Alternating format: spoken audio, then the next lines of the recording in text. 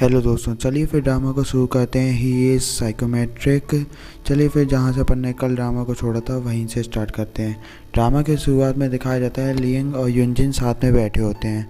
तो युनजिन कहती है कि तुम अगर पास्ट देख सकते हो सबका, तो क्या तुम मेरा भी पास्ट देख सकते हो। तो लियंग बताता है सबसे ज़्यादा मैं बालों से अच्छे से पास्ट देख पाता हूँ, अगर डीपली देखना हो, या फिर मैं अपने होठों से देख पाता हूँ, क्योंकि ये बहुत ज़्यादा सेंसिटिव होते हैं। तो इनसे मुझे बहुत अच्छे तरीके से सारा पास्ट पता चल जाता है। तो युनजिन ये सब सुन के फिर कहती है तो मैं तुम्हें किस करना चाहती हूँ, तो मेरा पास्ट देखो। तो युनजिन लियंग के आगे बढ़ के उसे किस कर लेती है, लियंग को। लेकिन हमें बाद में पता चलता है ये सब तो लियंग का सपना था और बेचारे का सपना बहुत गलत टाइम पे टूट जाता है। उसके बाद लियंग फिर से सोने की कोशिश करके ऐसी हरकतें करने लगता है। और फिर हमें दिखाया जाता है युनजिन को, जो कल रात की बातों को सोच रही होती है, जो उसने लियंग से कही थी कि क्या तुम मेरा पास्ट देखोगे मुझे, क्योंकि अपना पास्ट तुमसे दिखवाना है, क्योंकि मैं काफ़ी सारा अपना चीज़ें भूल चुकी हूँ, तो मुझे दिखवाना है तुमसे। तो उसके बाद जो युनजिन की आंटी कहती हैं क्या हो गया, तुम इतनी ज़्यादा कहाँ खोई हो। उसके बाद वो बताती है युनजिन कि यानी कि मुझे ऐसा कोई मिला है जो मेरे पापा को यानी कि निर्दोष साबित कर सकता है, अगर वो मेरा पास्ट देख पाए तो जो युनजिन की आंटी होती है वो कहती हैं तुम्हें इन सब चीज़ों में अब नहीं पढ़ना चाहिए। और इन दोनों की भी बहुत ज़्यादा बहसाबाजी हो जाती है, क्योंकि वो युनजिन की आंटी कहती हैं कि तुम फिर से हर्ट हो जाओगी, इसलिए तुम्हें अब ये सब नहीं करना चाहिए। तो युनजिन यहाँ से उठ के चली जाती है। फिर हमें युनजिन को बाहर दिखाया जाता है, जिससे वो लियंग से कहती है कि कल अपन के बीच में जो भी बात हुई हो उस सबको अब तुम भूल जाओ, क्योंकि मुझे तुमसे अपना पास्ट बिल्कुल भी नहीं दिखवाना है। उसके बाद लियंग भी कहता है कि तो ऐसा क्या हो गया, लेकिन युनजिन कहती थी बस तुम जैसे समझ लो, मुझे अपना पास्ट नहीं दिखवाना है। और उसके बाद इन दोनों की बस में भी ऐसी बहसाबाजी चल रही होती है। इतने बस का ब्रेक दबता है तो लियंग के ऊपर युनजिन आके गिर जाती है। उसके बाद युनजिन सोचती है कि लियंग ने क्या मेरा पास्ट तो नहीं देख लिया। तो युनजिन जल्दी से उठ के हैंडल को पकड़ लेती है बस के। उसके बाद दिखाया जाता है लियंग कहता है तुम्हें डरने की बिल्कुल भी ज़रूरत नहीं है, क्योंकि मैंने तुम्हारा इतना सभी पास्ट नहीं देखा है, तो तुम्हें घबराने की ज़रूरत नहीं है। उसके बाद युनजिन भी शांत हो जाती है। और फिर हमें दिखाया जाता है क्लासरूम का सीन, जहाँ पे फिर से कोई बुली गर्ल्स आके युनजिन के पापा के बारे में गलत सलत बोल रही होती हैं, क्योंकि वो जानना चाहती होती हैं कि युनजिन के पापा क्या करते थे। लेकिन जो युनजिन होती है वो बिल्कुल भी नहीं बताती है इन दोनों जन को। उसका लियंग को गुस्सा आती है, तो लियंग कहता है तुम लोग यहाँ से निकल रही हो कि नहीं निकल रही हो, तो वो लड़कियाँ वहाँ से भाग जाती हैं। उसके बाद हमारे दिखाया जाता है एनजिनसू को। एनजिनसू जो बात कर रही होती है कैंगसुमू से, जो कि लियंग का भाई है। उसके बाद लियंग के भाई से वो कहती है कि मुझे फिर से इस बारे में डिस्कस करना है, उस केस के बारे में, क्योंकि मुझे इसमें कुछ समझ नहीं आ रहा है। उसके बाद लियंग के भाई से थोड़ी बहुत बहसाबाजी करने के बाद लियंग का भाई फिर कॉल कर देता है विटनेस को, जिससे विटनेस भी मान जाता है मिलने के लिए। लेकिन हमें दिखाया जाता है विटनेस का जो ट्रक होता है बीच में कोई पंचर कर देता है। उसके बाद एक आदमी उसकी तरफ हथौड़ा लेके बढ़ता है। हमें यहाँ पे बताया नहीं जाता है विटनेस मर चुका है कि जिंदा है। फिर हमें अगले सीन में दिखाया जाता है युनजिन को, जो एक शॉप में पार्ट टाइम जॉब कर रही होती है। वहीं पे आ जाता है वो मैथ टीचर युनजिन के पास, और वो एक एनर्जी बोतल लेके बढ़ रहा होता है युनजिन के पास, लेकिन युनजिन डर रही होती है। फिर हमें यहाँ पे दिखाया जाता है लियंग उसका हाथ पकड़ के देख लेता है कि उस एनर्जी बोतल में एक एसिड मिला है बहुत ख़तरनाक, जिससे चेहरा पूरा जल सकता है। और ये सब किया होता है मैथ टीचर ने, ये भी हमें दिखा दिया जाता है। उसके बाद लियंग को गुस्सा आती है, तो लियंग मैथ टीचर को पटक देता है टेबल पे, जिससे वो एसिड होता है वो टेबल पे ही गिर जाता है। उसके बाद वो एसिड बढ़ने लगता है मैथ टीचर की तरफ। लियंग को बहुत ज़्यादा गुस्से में होता है, तो वो कुछ नहीं सुन पा रहा होता है किसी की भी, क्योंकि युनजिन भी उससे मना कर दिया कि तुम हटियो, नहीं तो मैथ टीचर का पूरा चेहरा जल जाएगा। इतनी सी बहुत दूरी बची होती है एसिड की, तो मैथ टीचर एकदम से उठ जाता है। उसके बाद वो नीचे गिर जाता है डर के चक्कर में। उसके बाद उसकी जान में जान आती है। उसके बाद लियंग कहता है क्या मैंने कुछ ज़्यादा कर दिया है क्या। उसका युनजिन उसकी तरफ बहुत घूर के देखती है। उसके बाद हमें दिखाया जाता है मैथ टीचर को पुलिस वाले पकड़ के ले जाते हैं, और जो मैथ टीचर होता है वो अभी तक धमकी दे रहा होता है युनजिन को कि मैं तुम्हें छोड़ूंगा नहीं, मैं तुम्हें सबक सिखा के रहूँगा। उसके बाद हमें दिखाया जाता है एनसुमू को। एनसुमू कहती है तुम्हें इसके बारे में फिक्र करने की ज़रूरत नहीं है, और तुम क्या ठीक हो, अब तुम्हें क्या डर तो नहीं लग रहा है। उसके बाद तो युनजिन कहती है मुझे डर नहीं लग रहा है, लेकिन हमें दिखाया जाता है युनजिन का हाथ बहुत तेज़ कँप आ रहा होता है। युनजिन फिर अपने काम के लिए चली जाती है। उसके बाद हमें दिखाया जाता है एनसुमू कहती है कि तुम इन सब मामलों में क्यों पढ़ते हो, तुमसे मना किया ना इन सब मामलों में नहीं पढ़ा करो। उसके बाद लियंग बताता है कि ये वही लड़की है जिसने मेरे ऊपर केस किया था, और जो मेरे साथ अब क्लास में पढ़ने के लिए भी आ गई है। और उसके बाद वो कहती है कि ये सब मुझे लगता है डेस्टिनी है, क्योंकि जो कोई ना कोई तुम्हें मिलाना चाहता है एक दूसरे के साथ। उसका वो कहता है काय की डेस्टिनी, मुझे इन सब चीज़ों पे भरोसा नहीं है। लियांग कहता है। उसके बाद लियांग को दिखाया जाता है, शॉप में आता है और वो कहता है युनजिन से, क्या तुम मुझे एक बार थैंक यू भी नहीं कह सकती कि मैंने तुम्हारी आज जान बचाई है। उसके बाद वो कहती है तुम्हें ये सब कैसे पता चला था कि उनकी बोतल में एसिड है। वो कहता है मैंने उनका हाथ पकड़ा तो मुझे पता चल गया था कि उनकी बोतल में एसिड है। उसके बाद ये लोग फिर अच्छे से बात करते हैं। उसके बाद हमें दिखाया जाता है लियांग अपने दोस्त के साथ बैठ के यही सब मैथ टीचर के बारे में बता रहा तो है अपने दोस्त को।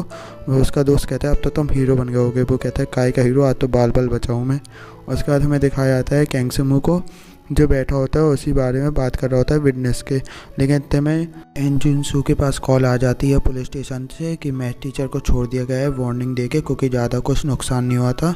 इतने में एन जिनसू बताती है कि यानी कि आज एक लड़की को मैंने बचाया है क्योंकि उसके ऊपर एसिड फेंका गया था। वो कहता है ऐसा तो होता रहता है, लेकिन फिर जब उसे नाम पता चलता है ये युनजिन के ऊपर है तो वो जल्दी से युनजिन के पास दौड़ते हुए मिलने जाता है और युनजिन से कहता है क्या तुम ठीक हो, अब तुम्हारी क्या डर तो नहीं लग रहा है, अगर कोई भी दिक्कत हो तो तुम हमें बता सकती हो, क्योंकि मैथ टीचर को वार्निंग दे के छोड़ा गया है और तुम्हें अब संभल के रहना चाहिए थोड़ा, और कि तुम्हारे घर पे पता है इन सब चीज़ों के बारे में।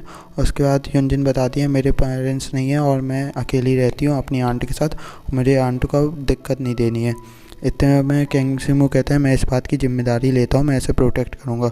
उसके बाद एन जिनसू कहती है कि तुम क्या प्रोटेक्ट करोगे, तुम पूरे समय तो अपने लॉ फॉर्म में रहते हो। इतने में एन जिनसू कॉल लगा देती है लियांग को और लियांग से कहती थी आज के बाद तुम्हें प्रोटेक्ट करना है युनजिन को, और युनजिन के ऊपर आज से तुम बॉडीगार्ड बन के रहोगे उसके साथ।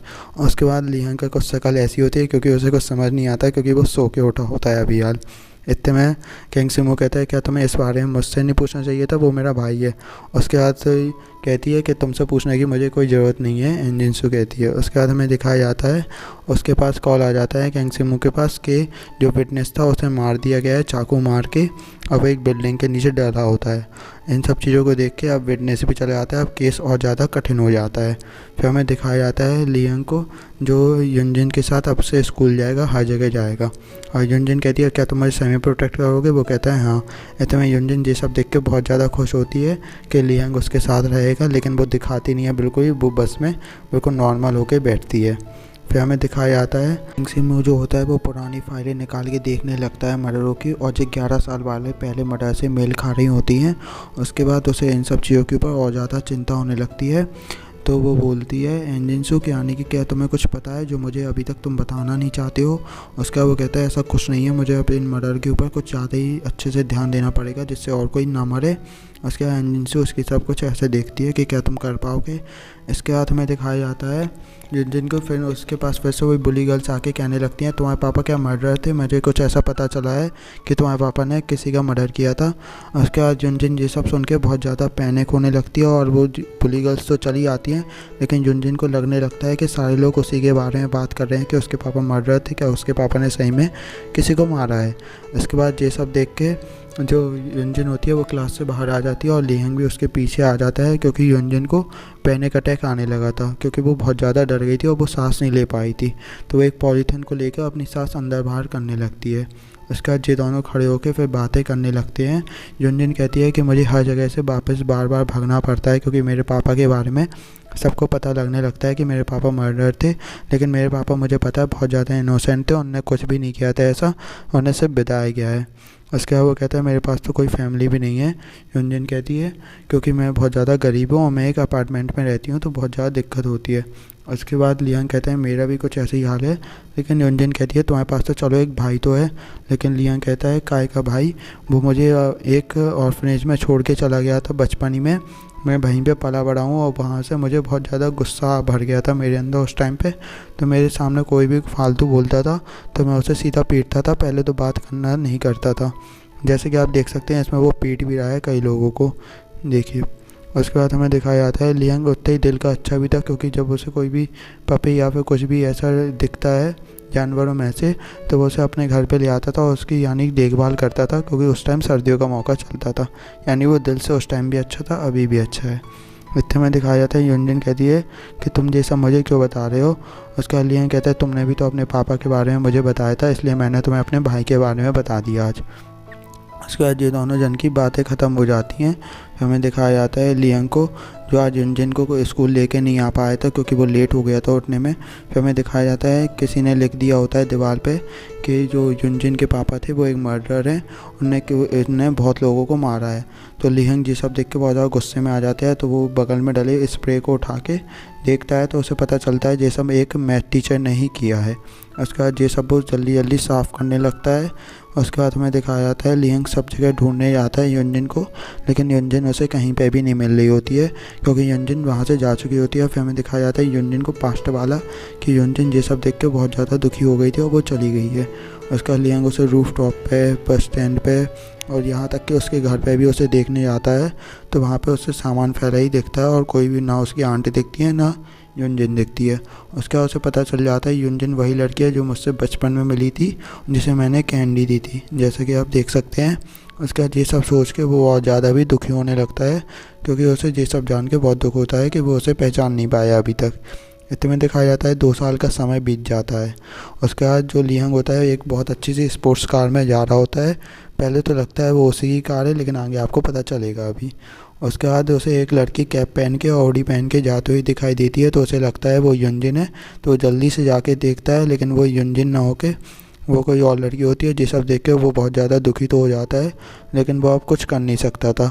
उसके बाद हमें दिखाया जाता है लियांग के दोस्त को, जो एक पेट्रोल पंप के मालिक होता है, और वो अपनी सेक्रेटरी से कुछ बात कर रहा होता है वहाँ पे बैठ के। इतने में एक स्पोर्ट्स कार आती है, तो वो समझता है चलो कोई तो अमीर आदमी आया, लेकिन वो उसमें से निकलता है लियांग। उसका वो लियांग से कह देता है कि चलो मुझे कुछ अच्छा सा बहाना बता दो जिससे मैं तुम्हें बात मान सकूँगी, तुमने मेरी स्पोर्ट्स कार नहीं चुराई है मेरे घर से।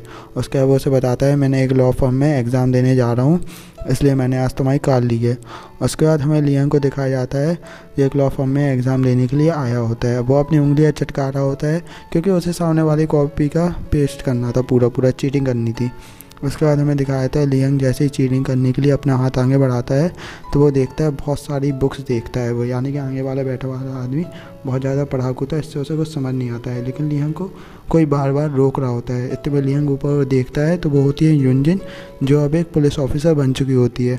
उसके बाद वो कहता है मैंने तुम्हें आखिरकार ढूंढ लिया। यहीं पर ये ड्रामा ख़त्म हो जाता है। चलिए फिर नेक्स्ट एपिसोड में मिलते हैं।